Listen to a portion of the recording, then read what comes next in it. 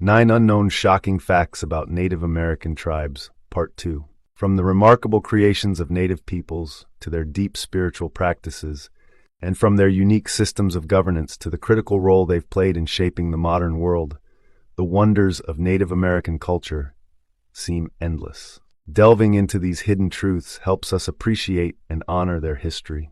It also serves as a reminder of the importance of keeping their traditions alive, especially as the world rapidly transforms under the influence of globalization. In this continuation of our earlier dive into 9 astonishing facts about native tribes, we're about to uncover a new collection of insights that are even more surprising and thought-provoking.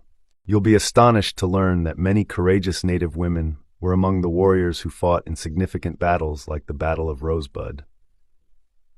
There is so much more to discover about native tribes. Before we start, don't forget to like this video and subscribe for more eye-opening content. Now let's jump into it.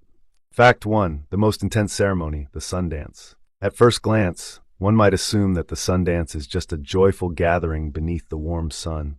However, it is a powerful spiritual ceremony known for its intense rituals. Particularly among the Lakota, Sioux, Cheyenne, Arapaho, and other Great Plains nations, the sun dance is one of the most spiritually demanding ceremonies. Led by a spiritual guide, the dance is performed either in response to a vision or to seek spiritual blessings. Participation is completely voluntary, and those who complete the ceremony gain great respect within their community. The sun dance serves as a profound way for participants to connect with the spirit world, seek visions, and make sacrifices to the Great Spirit, also known as Wakantanka. Taking place during the summer solstice, the ceremony can last several days, and the preparation is crucial. Participants undergo both physical and spiritual purification, often fasting for days leading up to the event, consuming little more than water. This fasting is believed to cleanse the body and elevate spiritual awareness. The most grueling part of the sun dance is the piercing ritual, where participants are pierced through the chest or back with wooden skewers, which are then attached to a central pole. The intense pain endured during the ritual is viewed as a sacrifice to the Great Spirit, offering the participants a chance to gain visions and blessings. Fact 2. Algonquian contributions to the English language. Many words in the English language, especially those related to nature, have Native American roots. The Algonquian languages in particular have given us words like chipmunk, pecan, and skunk. The word chipmunk comes from the Ojibwa word ajidamu, referring to the small, striped rodents. As European settlers adopted this word, it evolved into the chipmunk we know today. Another example is pecan, which comes from the Algonquian word pecani, borrowed by English speakers. Lastly, the word skunk originates from variations found in the Algonquian languages, with the Abenaki calling it sigank. Fact 3. Lacrosse, a game of tradition and spirit. Lacrosse, recognized as one of North America's oldest sports, has deep roots in native culture. The southeastern tribes, especially the Choctaw, are known for playing the game as far back as the 12th century. It was more than just a sport.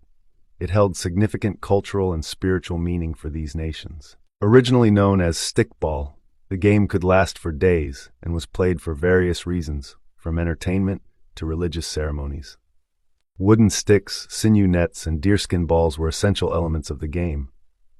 French missionaries first encountered the game in the 1630s, and over time, it became a beloved sport across North America, eventually reaching the royal courts of Europe.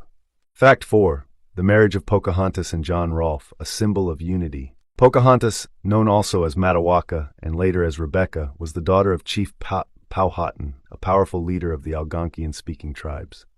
Her marriage to Englishman John Rolfe in 1614 is remembered as the first recorded interracial marriage in what would become the United States. John Rolfe is known for cultivating a variety of tobacco that became crucial for the Virginia colony. Pocahontas, who had been captured by the English during conflicts with her father, embraced Christianity and married Rolfe with the blessing of her father. Their union is seen as a symbol of peace between the Powhatan Confederacy and the English settlers. Their son, Thomas Rolfe, would go on to have descendants who played important roles in early American society. Fact 5. Matrilineal clans and the power of Native women. In many native tribes, social organization followed a matrilineal system, where ancestry and inheritance flowed through the mother's lineage. This structure placed women in significant positions of power, making them central to the community's well-being. In these matrilineal societies, an individual's connection to their family or clan was defined by their mother's ancestry, and women were often honored as the keepers of life, a reflection of their vital role in society. Women held influential roles in decision-making, especially in matters of leadership and governance. For instance, in the Iroquois Confederacy, the clan mothers were entrusted with selecting male leaders and ensuring the balance of power within the tribe, demonstrating the central role women played in maintaining harmony and governance. Fact 6. The origins of the word Sioux. The word Sioux was first adopted by French explorers from the Ojibwa people, though it originated from a miscommunication. The Ojibwa used the term Naduesu, meaning enemy or snake, to refer to the Lakota people with whom they had conflicts. The French then simplified and altered this term into Sioux. However, the Lakota people call themselves Lakota, which translates to allies or the people who live in peace. Despite the French adoption of the term, the Lakota, along with the Dakota and Nakota, are collectively known as the Sioux Nation, but their original names emphasize kinship and unity rather than division. Fact 7. Crafting hairbrushes from porcupine quills. Native peoples had a profound relationship with the natural world, relying on their environment for both practical tools and ceremonial items. Porcupine quills were one such resource, ingeniously used to craft hairbrushes and other personal items. After gathering the quills from porcupines, they were cleaned, sorted, and often dyed using natural pigments from plants or minerals. These quills were then attached to a handle made of wood or bone, carefully arranged with their sharp ends pointing outward to create the bristles of the brush.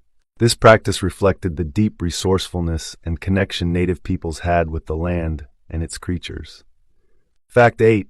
The 5 civilized tribes and their legacy. The Choctaw, Cherokee, Creek, Chickasaw, and Seminole tribes were labeled the 5 civilized tribes by early European settlers, a term that reflected the European view of these nations adopting some of their ways.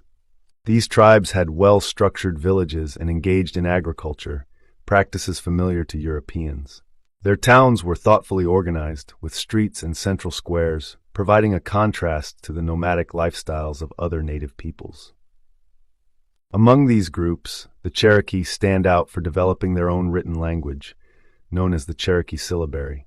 Created by Sequoyah in the early 1800s, this innovation allowed the Cherokee to produce newspapers, literature, and official documents, fostering literacy and preserving their culture. Final fact: fearless Native women warriors. Many Native women were not only skilled in domestic roles, but also fierce warriors and leaders in battle. These women were proficient on horseback and with weapons such as bows and arrows, standing alongside their male counterparts in defending their people. One of the most notable female warriors was Lozin, a warrior and prophetess of the Chiricahua Apache.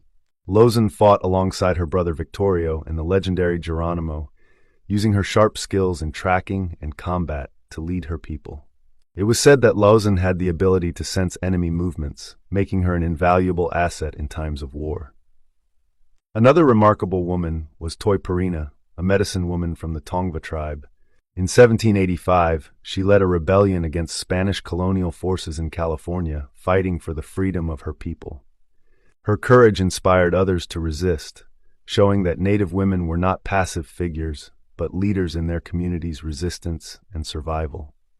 These examples showcase the resilience and strength of Native women as warriors, strategists, and leaders. The untold stories of these remarkable individuals continue to shape the legacy of Native nations today. Thank you for watching, and don't forget to give this video a thumbs up and subscribe for more stories.